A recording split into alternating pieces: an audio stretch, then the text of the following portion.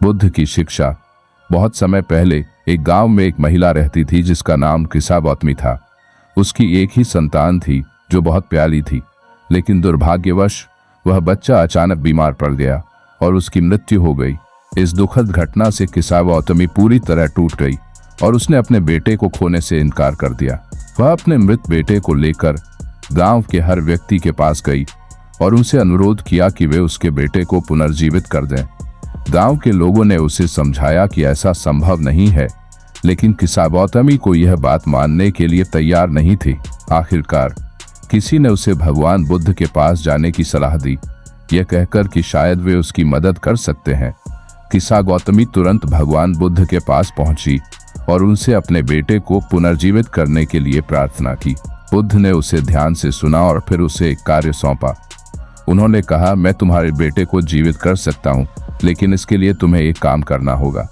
तुम गांव में जाओ और एक ऐसे घर से सरसों के बीज लाओ जहां कभी कोई मृत्यु न हुई हो। किसा गौतमी को थोड़ी आशा की किरण दिखाई दी और वह तुरंत गांव में चली गई। उसने घर घर जाकर सरसों के बीज मांगे और यह भी पूछा कि क्या उस घर में कभी किसी की मृत्यु हुई है, लेकिन हर घर से उसे एक ही जवाब मिला, यहाँ किसी न किसी की मृत्यु अवश्य हुई है। कुछ समय बाद किसा गौतमी को सच्चाई का एहसास हुआ। वह समझ गई कि मृत्यु जीवन का एक अभिन्न हिस्सा है और इसे कोई नहीं टाल सकता।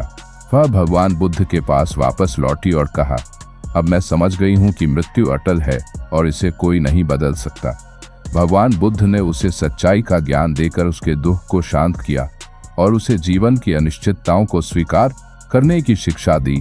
किसा गौतमी ने अपने बेटे को दफनाया और बुद्ध की शिक्षाओं का पालन करते हुए अपने जीवन को शांति और धैर्य के साथ बिताया। सीख। इस कहानी से यह शिक्षा मिलती है कि जीवन में मृत्यु और दुख अटल हैं और हमें उन्हें स्वीकार करना चाहिए। बुद्ध ने सिखाया कि हर व्यक्ति को अपने दुखों का सामना धैर्य और समझ के साथ करना चाहिए, क्योंकि यह जीवन का स्वाभाविक हिस्सा है।